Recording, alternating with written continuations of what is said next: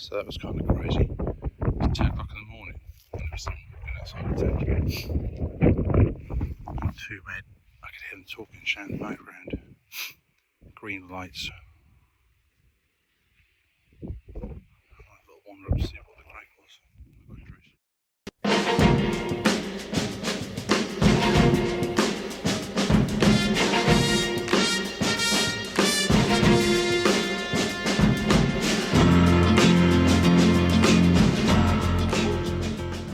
Gentlemen or three other crew who were supposed to be coming can't make it. Lee, being Lee, very disorganised, forgot he had a stag weekend to attend in Amsterdam, so anyhow, he's not coming. Joe can't come now, he's all loved up, and Colin, he's got some family stuff going on, so he's being supportive, and so he had a good excuse. But this left me with a dilemma. Helen asked me, am I still going to go? And I thought, you know what?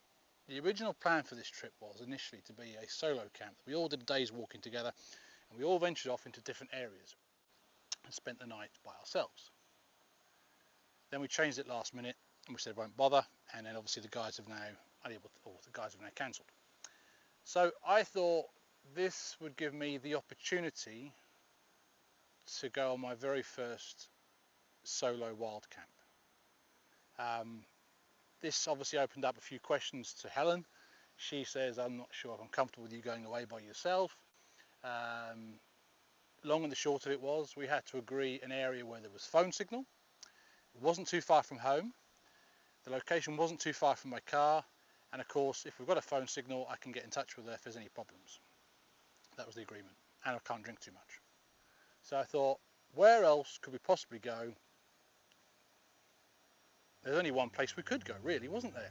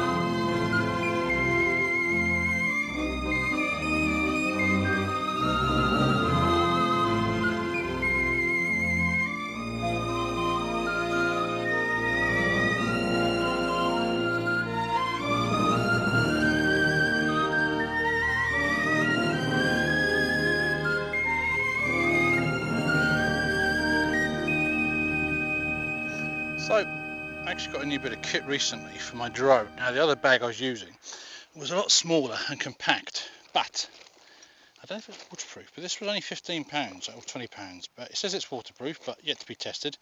So I'll probably do that properly at home with some tissue or something inside. But my other bag I had, everything was crammed in to the bag where you couldn't see inside it. But with this one, it's got its own radio, a crucial thing for later on, but it's got all the compartments for the DJI, including batteries, which I thought was a bit counterproductive because you've already got a space here for your charger, I guess, unless you're taking loads of other batteries with you, but I've only got the 3, so this would have been enough. So I'm tempted to cut this part open and perhaps use it for my radio, which is always an item I take on a lot of trips because we like listening to music at the end of the night. So I've always wanted to do a solo wild camp, but there was always that uncertainty, you know, of being out in the middle of nowhere by yourself. And I do go for walks all the time by myself, and I've gone to some, you know, daft places completely off trail where if I fell over, nobody was going to find me. So, which again is a little bit risky, I guess. But this was different. This was, you know, staying out somewhere. Again, this isn't really in the middle of nowhere. I would say St Abbs is quite a well-known place. This is why I thought if I'm going to start anywhere, let's start here, you know. But was I nervous? Yeah, I guess I still am a little bit, you know. It's but I'm not at the moment. You know, it's I don't know, I haven't had a drink yet either. Just not nervous. I'm relaxed. Yeah, I'm relaxed. It's peaceful. But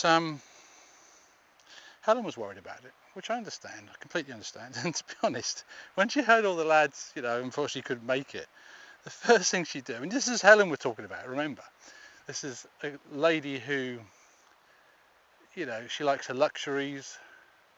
She likes a nice soft bed. She likes electric. She likes hair straighteners. She likes comforts, This is the complete opposite of anything Helen would ever want to do.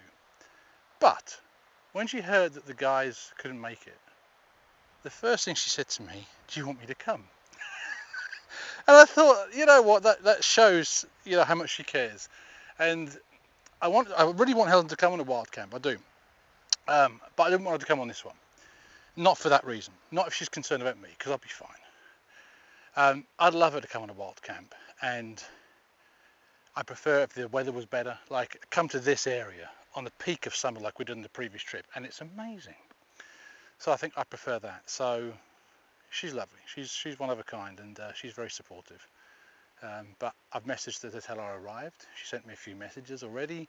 I'll give her a couple. I'll probably give her a call later just to let her know everything's all right. But I needed to do this. I really needed to do this. Speaking of which, she just messaged me. I needed to do this. I really needed to. Andy did a solo wild camp a couple of years back, and I was generally proud of him actually. And his is a hard one because he actually went up a fell, which when you're walking alone, as I know, it's that self-determination of getting anywhere can be quite tough. When you've got a group of you, it's a lot easier. But he did it. He stayed up there all night, and he said he got soaked with the weather, but he said it was a great experience. Now Mark also wants to do a solo camp. And I just thought, well, maybe this is a sign, this is an opportunity.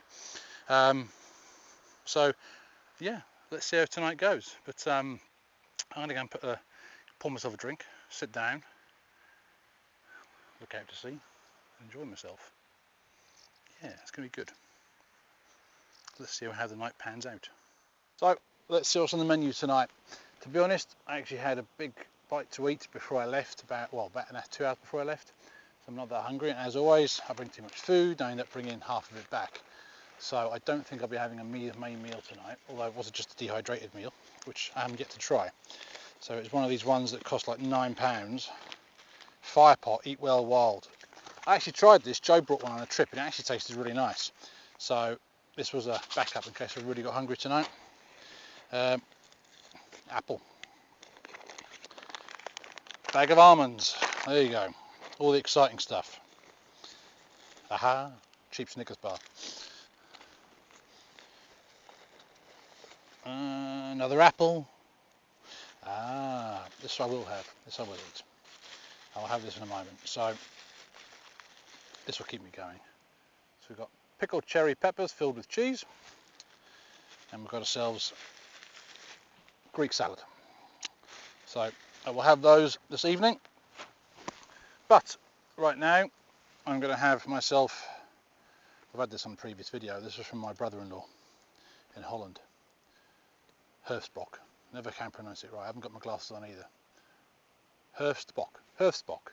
Lee and I had a few cans of this, quite strong, so really nice seasonal drink from Holland, 9% alcohol volume, and I've got that and a couple of bottles of cans of lager, and of course Johnny Walker Black Label whiskey. But I don't know, I'll have a couple of drinks. This is nice. It's not too windy, it's not cold. I'm just going to enjoy this at the moment. And oh, there we go. I just saw a car in the far distance pulling up at that lighthouse. So, I mean, I'm not doing anything wrong. This is Scotland, remember, so we can camp here. So I'm just wondering if somebody will wander over to have a little investigate to who I am, which I'm fine with. I remember Lee and Mark sat here one time, and that lady came across from the lighthouse. So anyway, listen, so far so good. Am I missing the lads? Yeah, I am, of course. It's from the crew. But they're all having a good time. They're doing their thing. Andy's on his birthday, which is tomorrow. So happy birthday, Andy. Can't believe he's 60 already. 60. Well done, mate. You got there. Well done. But yeah, and the rest of them, Lee's in Amsterdam, as I said. Joe's out with his other half, and Colin's at home with the family. But and Mark, actually, where the hell is Mark? Mark's working. So yeah. But yeah, I'll miss Helen tonight as well, though. I think when you're alone as well, when normally anytime I'm alone, I tend to want to be with my wife, and I'll miss her tonight. I will. So this is why tonight I'm going to have a couple of drinks, bite to eat, watch the sun go down, which I don't think it's going to be that long. I think it's about another hour, and then I've got a book to read, which I'll probably sit in a tent and do. I might sit out here actually if it's not too cold. I've got a torch, and then I will get up when the sun comes up and leave very early. I did say I'll probably skip breakfast. I'll have a coffee in the morning, and then I will head off home, and I'll pick up some breakfast on the way home and take it to Helen, breakfast in bed. Happy wife, happy life. So cheers to the crew, miss you guys, and here's to my first solo wild camp.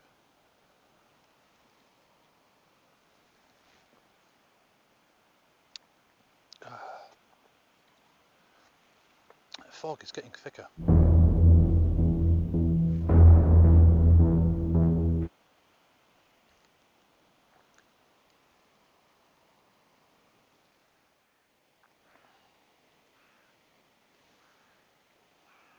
think there's a ship out there.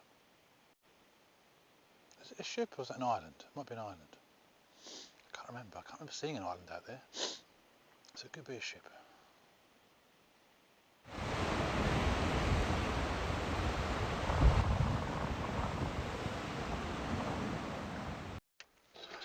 Well, we'll have a little wander around. See what's what.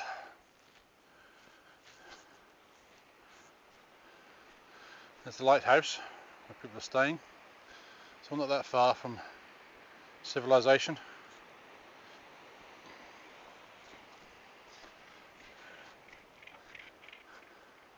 It's a lot quieter though. We had a lot of seagulls last time, and they were screaming all night, all day, really loud.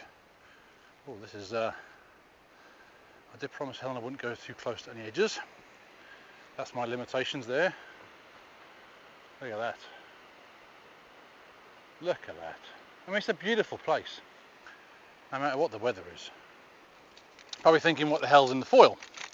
Old trick I've been using for years. How to keep your beer cold? Wrap it in foil. Beer Moretti. And then the foil can be multi-use, so you then use it as a wind guard on your stove if you need it, which I might have a couple later, since I bought a selection of either tea, coffee and Bovril and hot chocolate. 3 or 4 different things. Who needs a hotel? Bring it all yourself.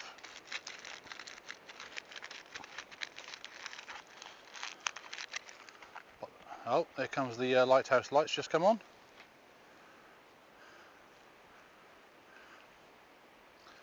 They're going to shine again. Just one little flash. It was actually quite nice. We had that going last time we were here with Cyrus. We were camped just down here, so all night you could see that, which was actually quite like having a bedside lamp. Crap.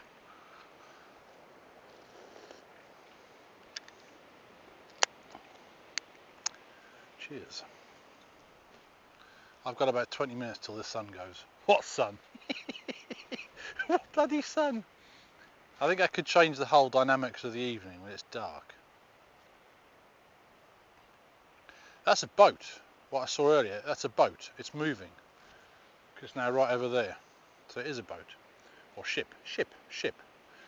Almost like a cargo one. Cargo ship. Thought it was.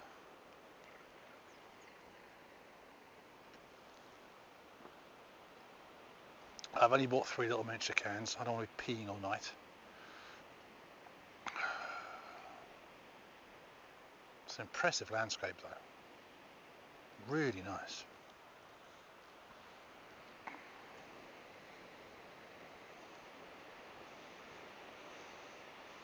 You wouldn't want to get too close. I mean, God, that is a hell of a drop.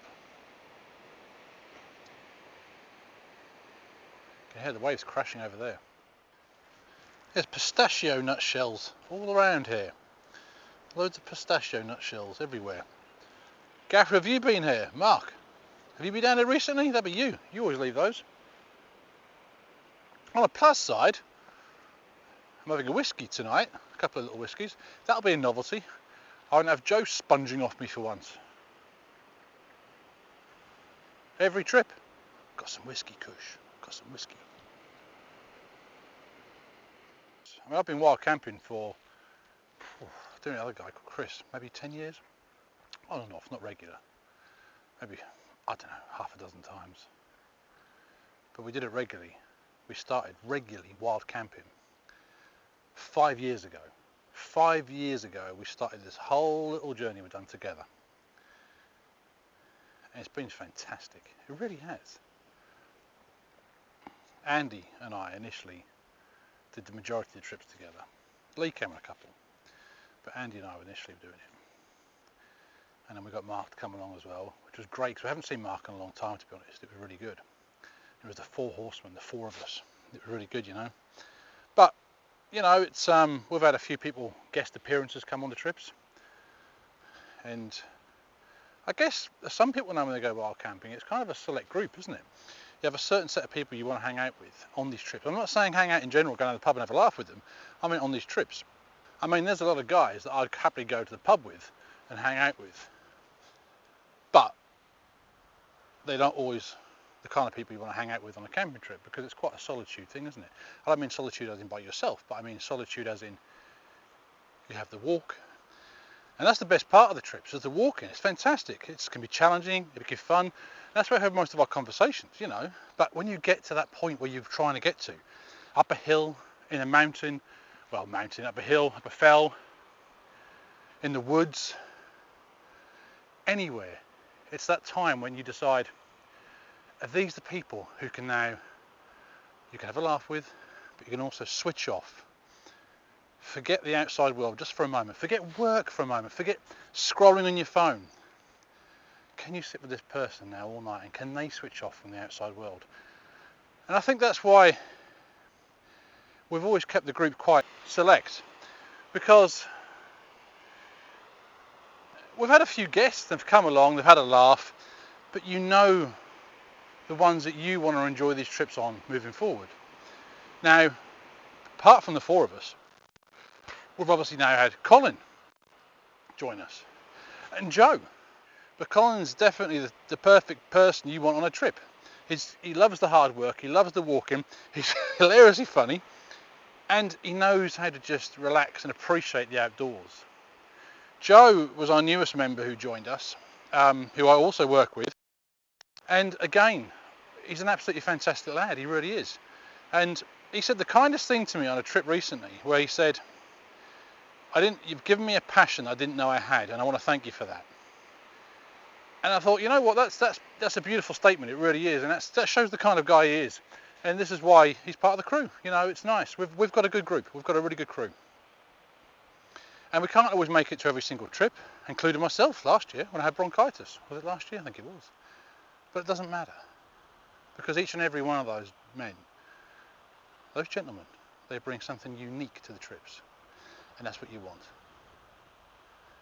That's what you want. So here's to Kush and the crew. I will be putting a video together soon.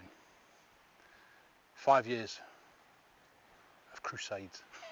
5 years of wild camping with some of the best colleagues, friends, brothers who I've been lucky enough to have known. So here's to you boys, another 5 years of wild camping. Cheers.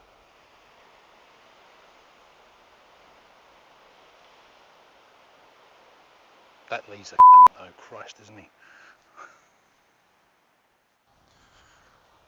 Well, 10 minutes ago the sun officially set.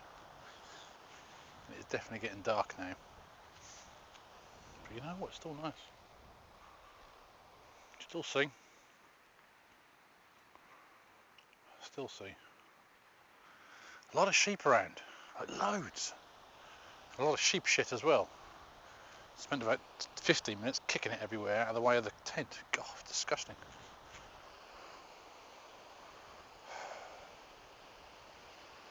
It's nice without the seagulls though, makes a difference.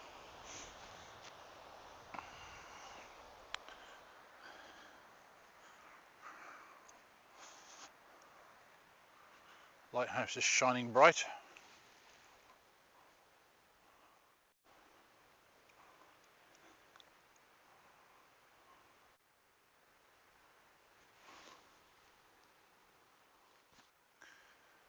It's now 8 o'clock. I've always stay up for another hour or so and then go and sit in my tent, read. Got the radio on now. I'm glad I did this. I might be saying something different in about 3 hours time.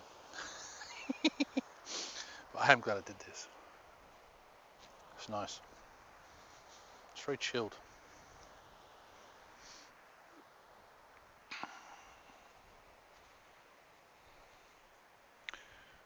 I wonder where that other guy went to. He must have camped somewhere further back. I might pass him in the morning. I'm not going to be up late. I set the alarm pretty early. So I had my Greek salad, my stuffed peppers, and an apple. That was it. Nice though. I'm full. I'm full. I might get myself a cuppa in a bit. Cup of tea. Might have a cup of tea.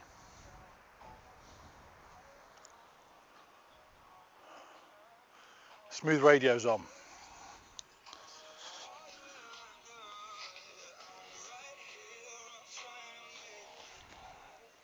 Smooth chilled for the more relaxed campers.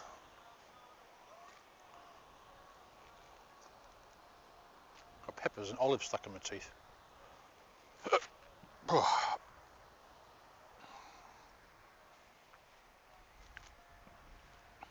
fog's getting thicker.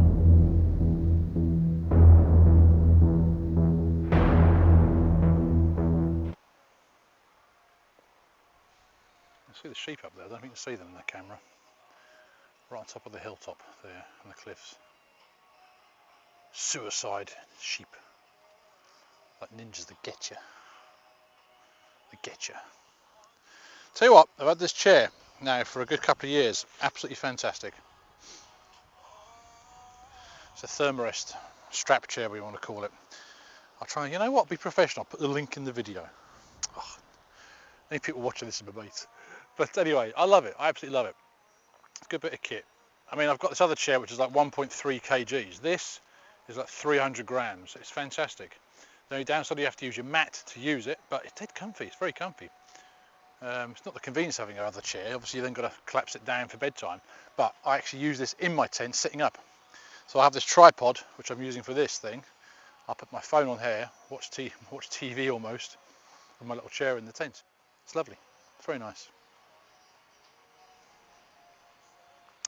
Right, okay, I'm going to go and sit down, have a little bit of whiskey, watch what's left of the sun, or what's left of the light, not the sun. That's beautiful down there. It's absolutely beautiful. That is bright, crikey. So it's about quarter 10. It is as dark as it's going to get dark. I don't know if you can actually see. Hold on, let's turn it off.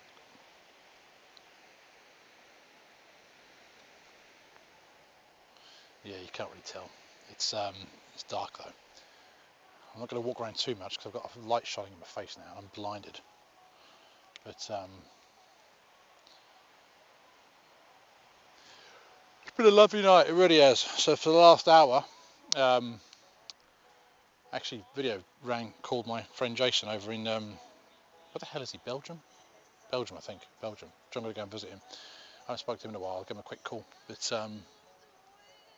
I've been sitting there, having a whiskey, had a cuppa, and now I'm going to head to bed. So I get to bed, yeah, now I'll probably fall asleep in the next hour or so, and then I'll be up early. But do I recommend solo camping? Solo wild camping? So far, I would say yes. I haven't been bored. I've just been relaxed. It's been really nice. Been really nice. So yeah, I would recommend it. It's not for everybody, but let's see how the night pans out, because I've got to sleep yet.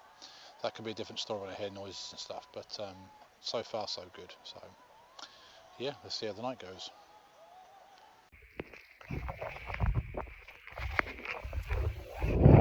So that was kind of crazy. It's 10 o'clock in the morning and there was someone walking outside the tent. Not too bad. I could hear them talking and shouting in the background. Green lights. I thought I'd wander up to see what the crack was. I've got a dress just in case though.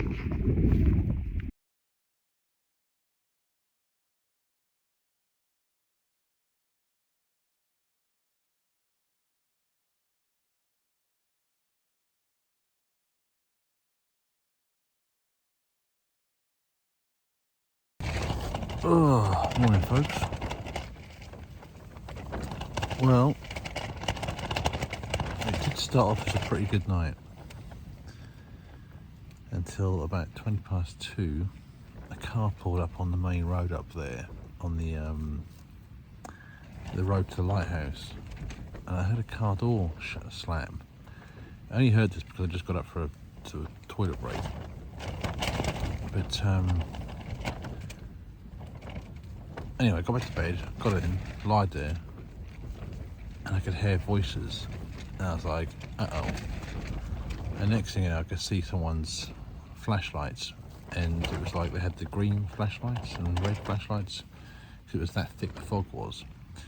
So I jumped out of the tent, got dressed, put my shoes on, put my jacket on, and just sort of kept an eye out to what was going on. But they sort of wandered over in this direction. I don't know what they were doing. I don't know if they're looking for me or doing something else, or they lost something, I don't know. But so I thought, sod it. So I went back to bed again. Lied there, drifting in and out of sleep for the last few hours. They didn't come back. So yeah, strange, very strange. But apart from that, it's been a lovely night. But it is now 5:50. The sun should be up in about 30 minutes. I'm going to have a cuppa, going to get packed up, and then hit the road. Yeah, okay. But it is so foggy out there still, so it's not even safe to leave until the sun comes up. But yeah, right, let's get a brew on. Well, the sun's supposed to be up by now, but it's not. But I can't see much before this fog, so I can't see much through this fog. I have to be super careful, follow this path round to where I came back on, and just take it very slow and steady. And yeah, left no trace, tidy. Hell of a slope last night though, but it's been fun, apart from the little arseholes who decided to turn up last night. It's been a fun night. Right, okay, let's get back to the car. I'm back on the path, as you can see. Eerie, very eerie. Just follow this round up to the hill. It's very foggy. Fog.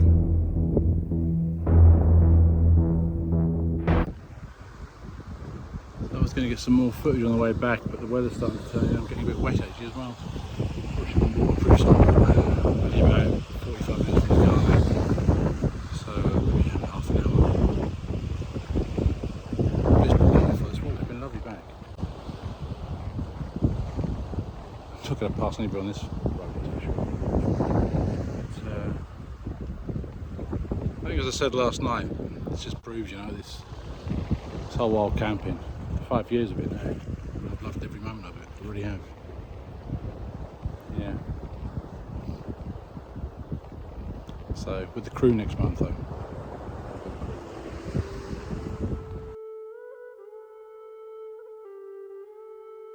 "5 years ago, we embarked on a journey, one that led us into the heart of the wild, where only the limits were the ones that we set for ourselves.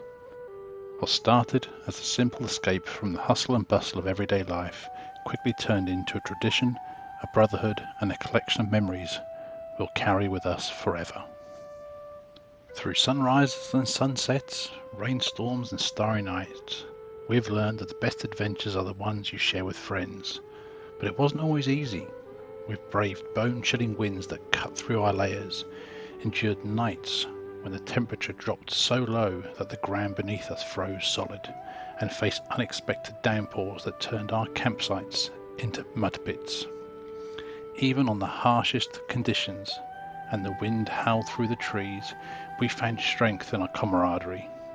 Those were the moments that tested our resolve, where the elements pushed us to the limits. But they were also moments that brought us closer, reminding us why we embarked on this journey in the first place. We learned to adapt, to find joy in the struggle, and to appreciate the warmth of a shared cup of coffee or a nice tipple of whiskey.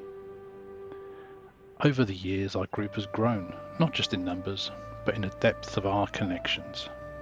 We started as a few friends looking for an adventure, has evolved into something much more meaningful. We've welcomed new faces, shared countless stories, and created bonds that go beyond friendship. These people have become more like family. The time spent together out in the wild has deepened our respect and love for one another, and it's these relationships that make each trip so very special. Whether we're laughing around the campfire or pushing through the toughest hike up a fell, we know we can rely on each other. This journey has shown us the greatest adventure is the one that we share with those who mean the most to us.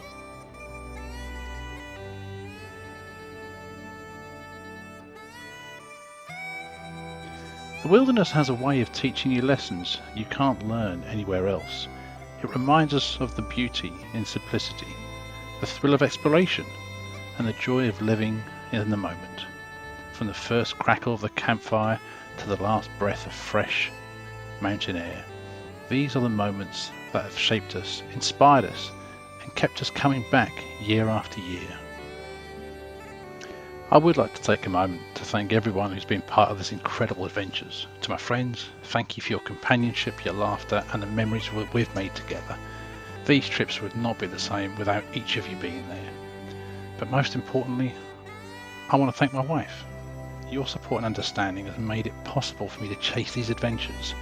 You've given me the freedom to explore and grow, and for that I am truly grateful.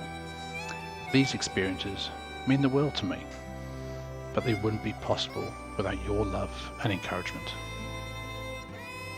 So as we celebrate 5 incredible years of wild camping adventures, I say to my friends and fellow adventurers, thank you for the memories, the laughter, and the unforgettable experiences. Here's to many more years of wild camping and adventures that await us. Let's keep exploring together.